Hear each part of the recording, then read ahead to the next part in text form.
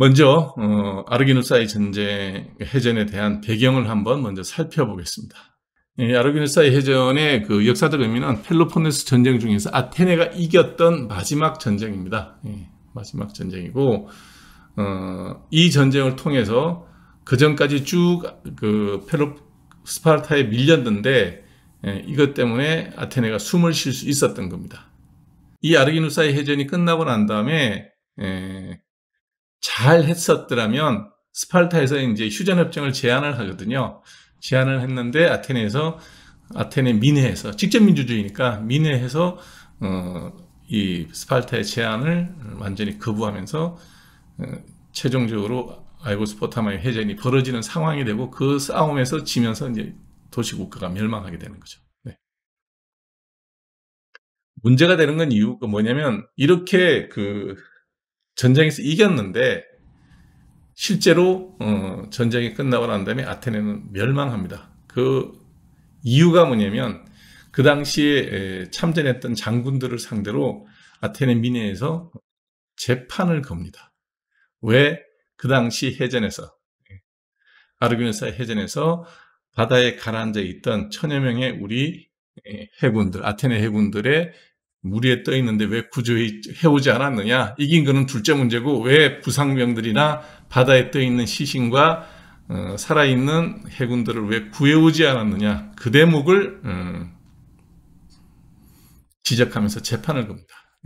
아테네의 직접 민주주의의 장점, 한 달 만에 전 시민이 다 동원돼서 그 전력을 갖춘 것, 그건 장점이죠. 우할 때 다 일어나가지고 배를 만든 것, 그 다음에 그 해군 군사력을 구성한 거는 시민이 직접적으로 참여했었기 때문에 가능했던 건데, 전쟁을 이기고 난 다음에 1000명의 유가족들이 재판을 거는 거죠. 왜 안 구해왔냐? 못 구해온 사정이 있었죠. 일부러 안 구한 건 아니지 않습니까? 근데 그걸 상대로 해서 이기고 온 승장 8명을 전부 사형에 처해버려서 아테네가 몰락하는 계기가 되는 그런 전쟁이었다. 그래서 이 아르기누사이 해전과 장군들의 재판이라고 여러분들 뭐 보시면, 검색해 보시면 되게 많은 책들과 글들이 나와 있습니다. 지금 우리는 이런 일들이 우리 국회나 정당에서 벌어지고 있지 않은지, 승장에 목을 베고 승장에 이긴 사람 뒤에 등에 칼을 꼽는 일은 안 벌어지고 있는지, 그러고 난 다음에 그 끝이 어떠했는지를 한번 보자고요. 폴 우드로프라고 하는 분이 쓴 책입니다. 최초의 민주주의, 오래된 이상과 도전이라는 책에 이 문제를 평가하기를, 이 사건은 아테네 민주주의가 가졌던 문제, 즉 대중의 입장에 반대하는 입장을 제시하는 자는 침묵을 강요받았던 문제를 드러냈다. 민주주의의 성패는 반대 의견을 가진 자들의 이야기를 경청할 줄 아는 능력에 의존한다. 중요한 얘기입니다. 민주주의 성패는 반대 의견을 가진 자들의 이야기를 경청할 줄 아는 능력에 의존한다. 하지만 위기의 순간 사람들은 종종 이 사실을 잊는다. 누군가 대중의 기준에 반하는 목소리를 내면, 다수의 의견에 반하는 목소리를 내면 그 사람들은 그를 민중의 적으로 낙인 찍으려 한다. 여러분도 많이 보셨을 겁니다.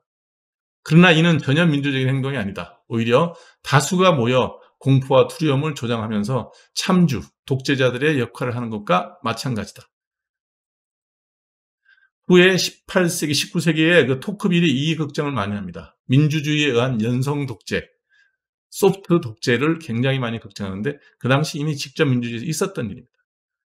공포와 두려움을 조장하면서 참주, 독재자의 역할을 하는 것과 마찬가지다. 불법 채용이 끝나고 뒤늦게 정신을 차린 아테네인들이 법을 하자고 선동했던 자를 처벌하려 했다.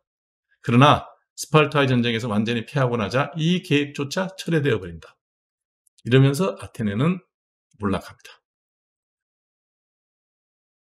전쟁은 늘, 언제나 인간사를 살다 보면 전쟁은 벌어지고, 그때 판단에 따라서 한 도시, 한 나라, 한 제국의 흥망성쇠가 결정이 됩니다. 지난번에 제가 말씀드렸죠. 어느 조직이나 어느 국가나 그 국가나 조직의 흥망성쇠는 모두 사람 때문이다.